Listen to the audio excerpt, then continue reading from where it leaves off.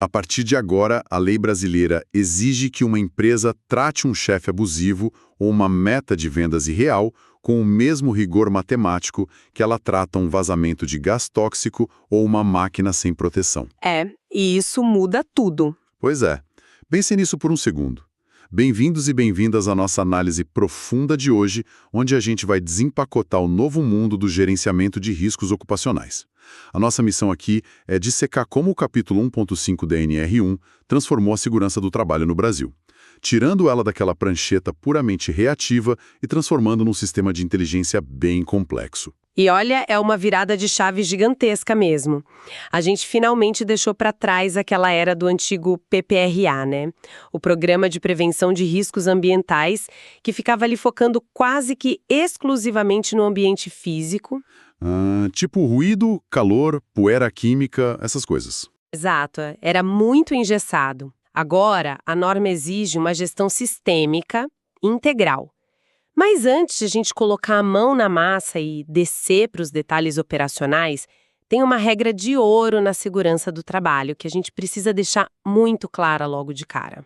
Manda bala. Por melhor que seja qualquer manual de interpretação, qualquer cartilha que a empresa leia, em caso de dúvida ou conflito de informações, o texto oficial publicado no Diário Oficial da União é a âncora absoluta. A lei escrita sempre prevalece sobre a interpretação de terceiros. Tá, e isso faz total sentido, porque o impacto jurídico de errar uma vírgula, isso aí é brutal, né? Para ajudar quem nos acompanha a visualizar o tamanho dessa mudança do antigo PPRA para o GRO, eu gosto muito de usar a analogia de um smartphone. Essa é boa. Né? Pensa assim, o GRO, que é o Gerenciamento de Riscos Ocupacionais, ele é o sistema operacional. Ele é tipo cérebro ali, rodando de forma invisível, processando todos os dados da empresa o tempo todo. Já o PGR, que é o Programa de Gerenciamento de Riscos, e as outras normas regulamentadoras são os aplicativos.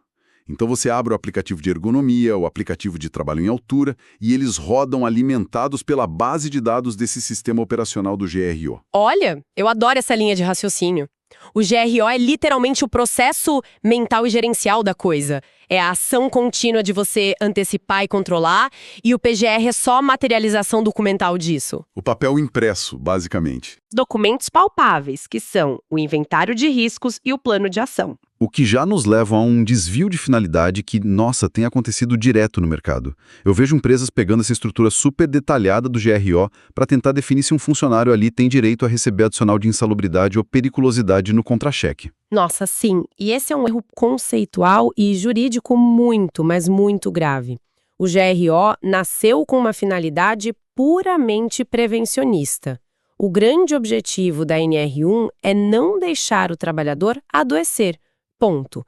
É antecipar o dano. Tá, então não tem nada a ver com pagar taxa de risco. Nenhuma.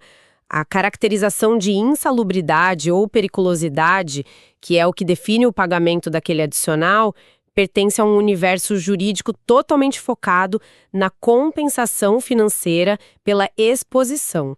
E isso é regulado por outras normas, a NR15 e a NR16. Entendi. São caixinhas separadas. Exatamente. Quando a empresa tenta usar o inventário do GRO como laudo de insalubridade, ela desvirtua a essência da prevenção. O PGR não é um laudo para você guardar na gaveta do RH para cortar custos trabalhistas, sabe? Ele é um organismo vivo de gestão. Bom, mas aí me deixa ser um pouco o advogado do diabo aqui. Na teoria, chamar de organismo vivo de gestão soa lindo, né? É poético até. Sim. Mas na prática do chão de fábrica, o gestor tem metas diárias de produção batendo na porta, a manutenção que está atrasada, o orçamento está sempre apertado. Como é que a lei obriga que essa filosofia toda saia do papel e não vire só mais um fichário pegando poeira na prateleira? É um excelente ponto. A engenharia por trás dessa norma, ela utiliza a lógica do ciclo PDCA. Aquele de planejar, fazer, checar e agir? Esse mesmo. A legislação não te dá a opção de parar. Ela impõe uma espiral contínua. Primeiro você evita os perigos lá na concepção do projeto. O que não dá para evitar, você identifica. Depois você avalia e classifica. Aí você implementa as medidas de controle e aqui está o pulo do gato. Você é obrigado a acompanhar para checar a eficácia. Não adianta só instalar e esquecer. Exato. E tem um detalhe de aplicação muito rígido aí. O PGR precisa ser implementado por estabelecimento, Como assim? Por endereço físico? por CNPJ. Ou seja, se a empresa tem 10 filiais espalhadas pelo Brasil, ela precisa de 10 estruturas de PGR diferentes, vinculadas a cada CNPJ local. Mesmo que a gestão macro seja centralizada na matriz, cada unidade tem sua realidade. Peraí, mas isso soa como uma redundância logística absurda em alguns casos. Imagina uma multinacional gigantesca que já possui a ISO 45001, A certificação global. que é a certificação internacional mais rigorosa do mundo em saúde e segurança, né? Se eles já têm o padrão ouro global rodando liso, por que a legislação burocrática do Brasil faria eles reescreverem tudo de novo num PGR local? Porque a natureza das duas coisas é fundamentalmente diferente. A ISO 45001, por mais incrível que seja, é uma certificação voluntária. É um selo de excelência sistêmica que a empresa escolhe ter. Já a NR01 é a soberania legal do Estado brasileiro. É lei. Tá, a lei não é opcional. Isso. A norma brasileira é até flexível no sentido de permitir que você utilize o seu sistema de gestão da ISO para atender às exigências do PGR. Você pode aproveitar a estrutura de dados, os formulários. Ah, menos mal. Mas a certificação internacional não isenta a empresa de cumprir as minúcias e as regras específicas da legislação trabalhista nacional. Em uma auditoria, o fiscal do Ministério do Trabalho não vai autuar a empresa com base nos critérios de Londres ou da ISO. Ele vai com a prancheta da NR01. Certíssima sua leitura. Ele vai cobrar a aderência estrita à NR1, a regra do jogo que vale é sempre a local. Entendido. Então, o sistema pode ser até importado, mas a calibragem dele tem que ser 100% brasileira. E falando em calibragem, tem um fenômeno psicológico no chão de fábrica que destrói qualquer planejamento, que é a famosa normalização do desvio. Como que o GRO lida com o fato de que o ser humano simplesmente se acostuma com o perigo depois de um tempo? A neurociência explica isso muito bem através da habituação, né? Quando um trabalhador convive com um ruído ensurdecedor, ou passa todo dia por um fio desencapado, ou opera uma máquina sem proteção por meses a fio, o cérebro dele deixa de registrar aquilo como uma anomalia.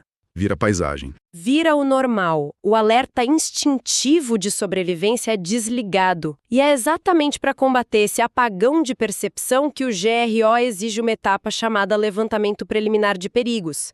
É uma fase feita para forçar a empresa a olhar para o próprio ambiente com lentes de aumento, sabe? Antes que a operação rotineira segue todo mundo. E a norma é bem prática sobre isso, né? Porque digamos que estou fazendo esse levantamento preliminar e dou de cara com um andaime com a base toda podre, prestes a desabar com alguém em cima. Nossa, sim! Eu não vou voltar tranquilamente para o escritório, abrir uma planilha de Excel, classificar o risco com calma e montar um plano de ação para resolver no mês que vem, certo? Exato, não tem essa de esperar. A ação tem que ser imediata. A própria norma estabelece claramente que se há um risco evidente e grave, a medida preventiva ou corretiva deve ser adotada antes mesmo da conclusão do documento oficial. A prevenção não pede licença para a burocracia. Adorei a frase, é bem isso. Mas, para documentar direito o que sobra de toda essa análise, a gente precisa separar dois conceitos que se embolam na cabeça de quase todo mundo na área: perigo e risco. Parece semântica, mas a lei trata de forma muito diferente, né? O perigo é a fonte em si, tipo a serra elétrica ligada. E o risco é a probabilidade da mão do marceneiro encostar na lâmina e cortar. Perfeito. Essa é a distinção fundamental da higiene ocupacional. A etapa de identificação de perigos tem que ser cirúrgica, super descritiva. Você lista o perigo, que é a fonte geradora, depois a possível lesão ou agravo à saúde que aquilo pode causar e, finalmente, o grupo de trabalhadores que está exposto àquilo. E o escopo disso agora é muito mais amplo do que no passado? Muito mais. O GRO agora engloba os riscos físicos, os químicos, os biológicos, os riscos de acidentes puramente mecânicos e também os riscos ergonômicos. E é bem dentro dessa caixinha dos ergonômicos que está aquela mudança explosiva que eu mencionei logo na nossa abertura. A norma trabalhista do Brasil agora exige formalmente a gestão dos riscos psicossociais.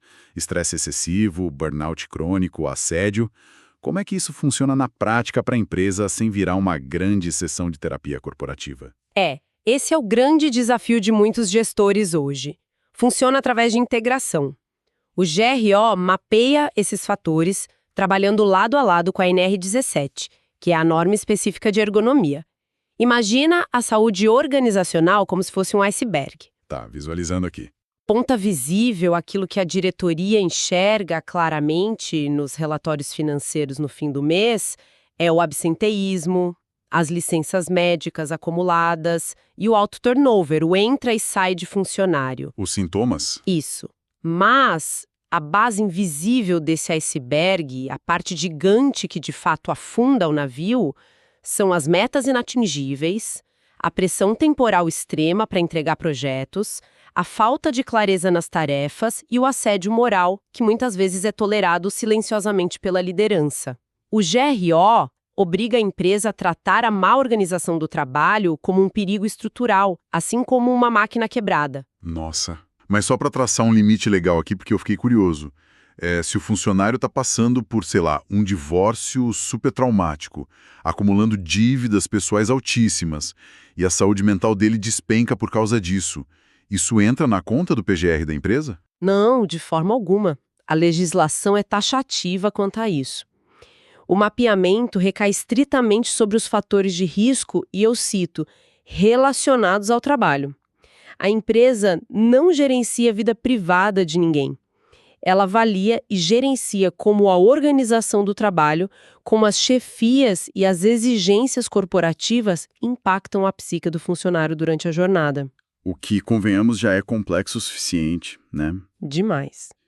E nesse processo todo de descrever os problemas do ambiente de trabalho, eu vejo muitos relatórios por aí cometendo o que eu gosto de chamar de preguiça descritiva. O avaliador vai lá na fábrica, olha e escreve na planilha oficial assim: perigo, falta de protetor auricular.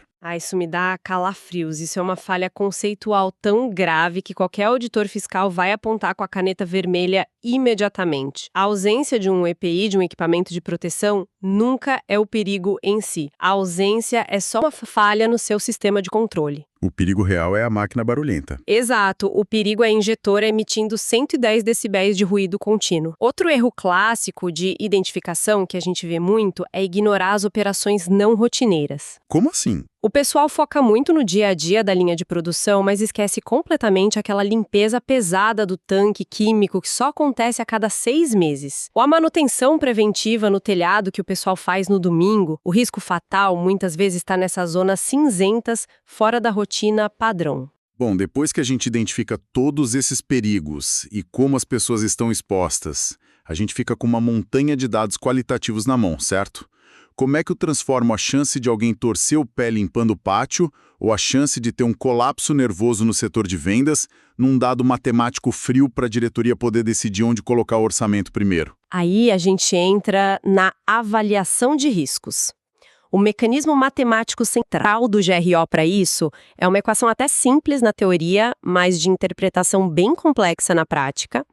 Nível de risco é igual a severidade multiplicada pela probabilidade. Matemática pura.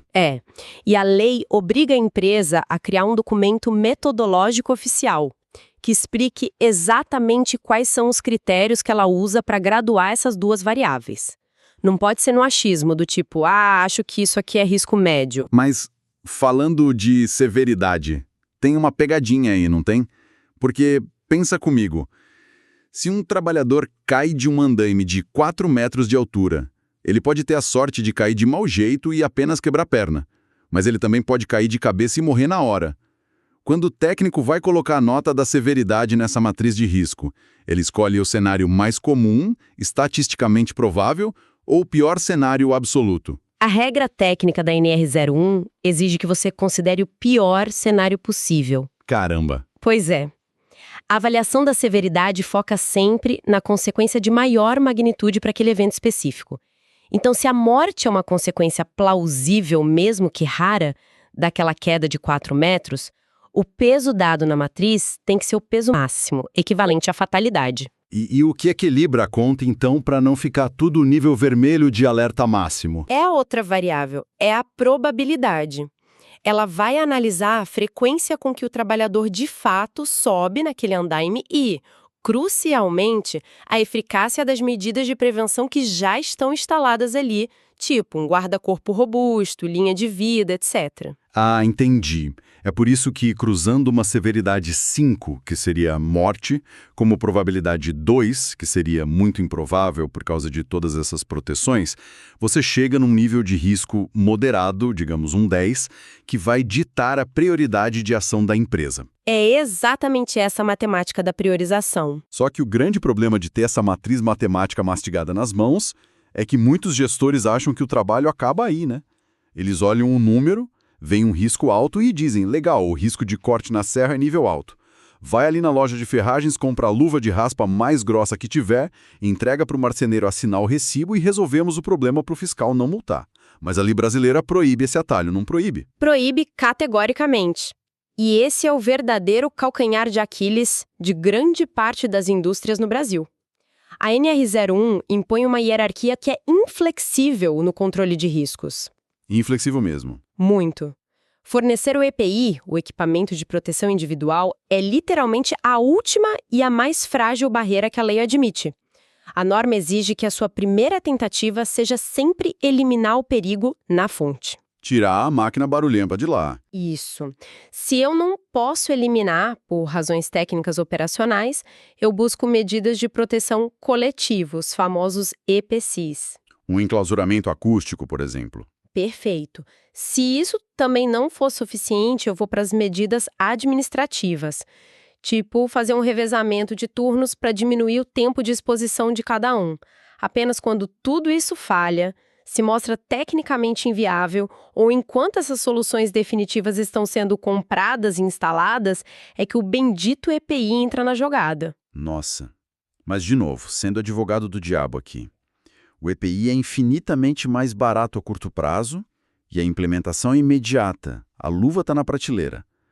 Por que a lei é tão chata e inflexível em empurrar isso para a última opção? É por causa da psicologia comportamental e da nossa falibilidade humana. Quando você opta pelo EPI como solução primária, você está transferindo toda a responsabilidade da segurança, que deveria ser um problema da engenharia da empresa, para as costas de um trabalhador. Que muitas vezes está exausto. Exato, você depende da atenção, do conforto e da memória de uma pessoa que está cansada no final de um turno puxado de 8 horas. Pensa bem, se um sistema exaustor gigante quebra, que é um EPC, a empresa tem tempo para notar e consertar. Mas se a máscara respiratória do trabalhador escorrega do rosto 1 centímetro por causa do suor... Ele inala o gás tóxico no mesmo segundo. No mesmo segundo. O EPI depende de um comportamento perfeito o tempo todo por parte do ser humano. A proteção de engenharia, não. É a velha e boa analogia do paraquedas reserva, né? Ninguém salta de um avião já torcendo para usar o paraquedas de emergência. Você coloca, confere as tiras, mas a ideia é que o avião funcione e pouse em segurança. Se você precisou puxar o reserva, é porque o sistema principal inteiro falhou catastroficamente. É uma analogia perfeita. E um cenário real onde a gente vê essa distorção acontecer o tempo todo é na indústria de frigoríficos e abate de carnes, que é regulamentada lá pela NR36. Lá, por causa das câmaras frias extremas e do uso constante de facas afiadas, muitas empresas simplesmente desistem da engenharia. Jogam a toalha. E tentam resolver o problema entupindo o funcionário de camadas e mais camadas de roupas térmicas pesadas e aquelas luvas de malha de aço.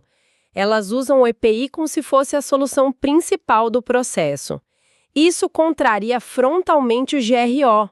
A fiscalização moderna exige estudos comprovados para tentar melhorar a climatização do galpão ou automatizar as linhas de corte antes de aceitar que o trabalhador tenha que parecer um astronauta para suportar um ambiente. Faz todo sentido. Outro atalho super preguiçoso que a gente vê na avaliação de risco por aí é a empresa acreditar que treinamento resolve problema estrutural. Total. Sabe? O gestor acha que colocar a galera numa sala e dar uma palestra motivacional de 2 horas, ensinando o operador a não colocar a mão perto da prensa hidráulica, isenta a empresa de gastar dinheiro instalando uma barreira de metal com sensor na prensa. O que, além de ser ineficaz, é uma infração gravíssima da NR12, que é a norma de máquinas e equipamentos. Informação e treinamento são apenas medidas administrativas. Eles são aquele terceiro degrau da hierarquia que a gente falou. São fundamentais, claro que são, mas são complementares. O treinamento te diz como operar a máquina de forma segura, mas é a barreira física com sensor que garante que, se o trabalhador espirrar e tiver um lapso de atenção de meio segundo, ele não perca o braço. A coerência entre essas camadas de proteção é o que materializa o GRO nos documentos oficiais. O que, convenhamos, nos leva direto para o balcão de prestação de contas. Porque toda essa hierarquia linda que a gente discutiu precisa ser provada para o governo. E nós sabemos que a memória corporativa de uma empresa costuma ser bem curta. Você citou o inventário de riscos e o plano de ação como a materialização disso tudo. A norma diz que a revisão do PGR tem que ocorrer no mínimo a cada 2 anos, ou sempre que houver alguma mudança forte no processo produtivo. Isso, essa é a regra de atualização. Certo. Mas o histórico dessas atualizações, as versões antigas desse inventário, a lei manda que isso seja guardado a 7 chaves por 20 anos. Por que um prazo tão absurdo de longo? Porque as doenças ocupacionais têm uma natureza muito insidiosa. E também, claro, tem a questão do peso da responsabilidade civil e previdenciária. Como assim, insidiosa? Pensa num trabalhador que fica exposto a vapores de benzeno todos os dias, ou a um ruído contínuo muito alto, ou vibrações de maquinário. Muitas vezes, a doença resultante disso, tipo um câncer ocupacional severo ou uma surdez profunda, só vai dar os primeiros sinais 15, 20 anos depois do início da exposição. Quando ele já está em outra empresa, de repente. Exatamente. E aí, quando esse trabalhador entrar com pedido de aposentadoria especial no INSS ou até uma ação judicial pesada contra a empresa, a única forma da organização provar qual era a real dimensão da exposição no passado e principalmente quais controles de engenharia existiam naquela época, Puxando aquele inventário antigo preservado. é a única defesa, através desse inventário histórico preservado por 2 décadas. Se a empresa não tem isso documentado e guardado, ela simplesmente não tem defesa legal e o Estado presume a culpa da corporação. É um peso financeiro e legal absurdo. E explica perfeitamente a alergia que os auditores fiscais do trabalho têm do famoso PGR de prateleira. Aquele calhamaço lindo, impresso com capa dura, que fica no fundo da gaveta do gerente e tem planos de ação com prazos que já venceram lá em 2022. Olha, esse PGR de prateleira é, na verdade, uma prova irrefutável de negligência assinada e documentada contra a própria empresa. E tem um agravante perigoso aí. O GRO não funciona isolado. Lembra que a gente falou do sistema operacional? Lembro, ele alimenta o resto. Isso. Ele é a espinha dorsal de um ecossistema. O inventário do GRO envia dados de risco diretamente para o médico coordenador estruturar o PCMSO, que é o Programa de Controle Médico de Saúde Ocupacional da NR07. Então, se o GRO que está na prateleira está defasado ou errado, o médico da empresa fatalmente pede exames laboratoriais errados ou omite exames essenciais para monitorar a saúde da galera. O sistema todo colapsa por causa de um documento negligenciado. É uma reação em cadeia perigosíssima. E a interconexão é gigante mesmo. O GRO recebe os laudos da NR9 sobre os riscos químicos, os laudos ergonômicos da NR17, e se ele detecta uma atividade de altíssimo risco, ele já engatilha exigências mortais. Por exemplo, se no seu inventário aponta que toda sexta-feira um funcionário precisa descer num tanque subterrâneo para fazer limpeza, o GRO imediatamente tem que puxar todas aquelas travas rigorosíssimas da NR33 de espaços confinados. Ele é o grande gatilho do sistema inteiro. Exato. E aí me vem uma dúvida cabeluda. Como é que fica esse ecossistema todo quando a gente joga a terceirização no meio do galpão? Porque, historicamente, a regra velada do mercado era: se eu contrato uma empreiteira terceira para limpar o teto de vidro do meu galpão e o funcionário deles escorrega e cai, o problema é do RH da empreiteira, não meu. Nossa, essa visão de lavar as mãos e terceirizar a culpa não existe mais de jeito nenhum no marco legal atual do GRO. A responsabilidade preventiva dentro do estabelecimento é rigorosamente compartilhada e exige uma coordenação super fina. A empresa contratante tem a obrigação legal de incluir os riscos das empresas contratadas no seu próprio PGR, ou pelo menos de exigir e analisar criteriosamente o inventário delas. E aqui entra o princípio da comunicação de riscos interagentes. Pera, traduz isso. O que são riscos interagentes? É simples, mas perigoso. Vamos supor que a sua fábrica produz móveis e tem poeira de madeira suspensa no ar o tempo todo, certo? Certo, material inflamável. Aí, a equipe terceirizada entra no mesmo galpão para fazer um serviço de solda numa viga e começa a soltar faísca. O seu risco de poeira combustível interagiu diretamente com a fonte de ignição deles. O risco de explosão ali passou a ser conjunto e imediato. Nossa, uma bomba relógio. É. A contratante, a dona do galpão, deve coordenar ativamente as medidas preventivas para proteger tanto os seus funcionários diretos quanto os terceirizados. E tem mais, se você contratar um trabalhador autônomo, tipo um prestador de serviço PJ, que seja o próprio titular da empresa dele. O famoso eu empresa. Isso. A norma exige que a organização contratante estenda as suas próprias medidas de proteção internas diretamente a ele. O foco principal do GO, a essência dele, não é o tipo de contrato de trabalho que a pessoa assinou. O foco é o controle do ambiente onde aquele ser humano respira e atua. Caramba, isso traz um peso enorme e uma burocracia também para o dono do negócio. E aí bate aquela dúvida clássica sobre a realidade econômica do nosso país. O dono da padaria da esquina, a marcenaria de bairro que tem 3 funcionários da mesma família, eles também precisam manter essa mesma complexidade documental absurda, com matrizes matemáticas complexas e arquivos guardados por 20 anos? A lei, felizmente, aplicou o princípio da proporcionalidade nesse caso. Microempresas e empresas de pequeno porte, as MEs e EPPs, desde que elas estejam enquadradas em graus de risco mais baixos, tipo 1 e 2, e que não tenham exposição a certos agentes nocivos específicos, elas recebem um tratamento diferenciado do governo. Menos papelada. Sim, elas podem até ter dispensa total de elaborar o PGR formal documentado.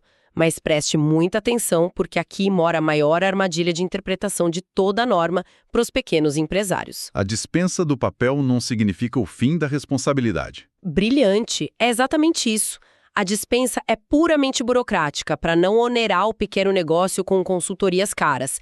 Mas a obrigação legal de fazer o gerenciamento preventivo na prática não muda uma vírgula. A padaria não precisa emitir o calhamaço do inventário. Mas ela continua integralmente obrigada a proteger as engrenagens da maceira de pão com grades, a fornecer piso antiderrapante para ninguém escorregar no óleo e a controlar a sobrecarga física do padeiro carregando o saco de farinha. A ausência do papel nunca exime a empresa de fornecer um ambiente seguro e salubre. Entendi. E como é que um auditor descobre a diferença na prática hoje em dia? Porque, vamos combinar, antigamente a fiscalização era muito baseada em o auditor sentar na sala de reuniões com ar-condicionado, pedir um cafezinho e ficar folheando pasta de papel o dia todo. A auditoria de excelência contemporânea inverteu essa lógica completamente. Hoje, o auditor cruza o que está escrito no papel com a dinâmica real do chão de fábrica, e ele faz isso através da escuta ativa dos trabalhadores. Ele vai lá e conversa com o operador? Diretamente. Se o PGR lindão da empresa diz que o risco de lesão por esforço repetitivo é baixo, porque há um rodízio rigoroso de tarefas na linha, o auditor desce, vai até o operador na base e pergunta: vem cá, como é que funciona o seu rodízio de tarefas aqui? Se o trabalhador disser com a maior inocência que fica na mesma máquina fazendo o mesmo movimento 8 horas por dia há anos... A máscara do PGR cai na hora. Na hora.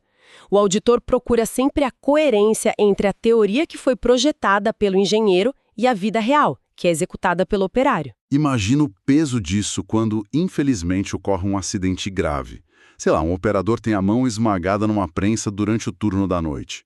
A fiscalização chega no dia seguinte, apreende o documento do GRU da empresa e descobre que eles avaliaram a probabilidade daquele acidente de esmagamento como remota. só baseada numa listinha de presença de um treinamento mal dado no ano passado, ignorando completamente que a barreira física obrigatória pela NR12 não existia na máquina. Olha, é exatamente o tipo de cenário que sela a condenação da empresa nas esferas civil, previdenciária e muitas vezes, dependendo da gravidade, até criminal. Uma inconsistência desse nível tão gritante transforma o PGR, que deveria ser uma ferramenta de defesa, em uma confissão de culpa explícita assinada em cartório pelo próprio gestor. Nossa, é forte isso. Mas é a realidade. Omissões deliberadas de riscos conhecidos, falhas gritantes na metodologia de avaliação e negligência no acompanhamento geram multas pesadíssimas e um passivo gigantesco na Justiça do Trabalho que pode até falir um negócio. Bom, depois de toda essa nossa investigação super técnica hoje, acho que a grande mensagem que fica para o nosso ouvinte é que a segurança e saúde no trabalho rompeu definitivamente com aquelas suas antigas fronteiras.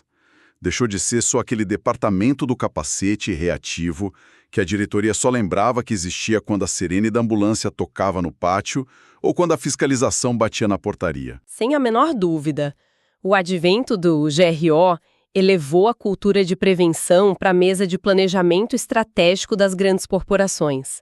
É a inteligência contínua de negócios sendo aplicada diretamente à proteção da vida humana. Quando a liderança compreende e aplica o capítulo 1.5 da NR1 com maestria real, ela não apenas garante a integridade física e mental da sua equipe. Que é o mais importante. Com certeza, mas ela também blinda o seu próprio patrimônio e a sua continuidade financeira contra o acaso e processos. É, no fim das contas, passar daquela velha cultura de reagir ao caos para a nova cultura de governar ativamente o risco. Perfeito.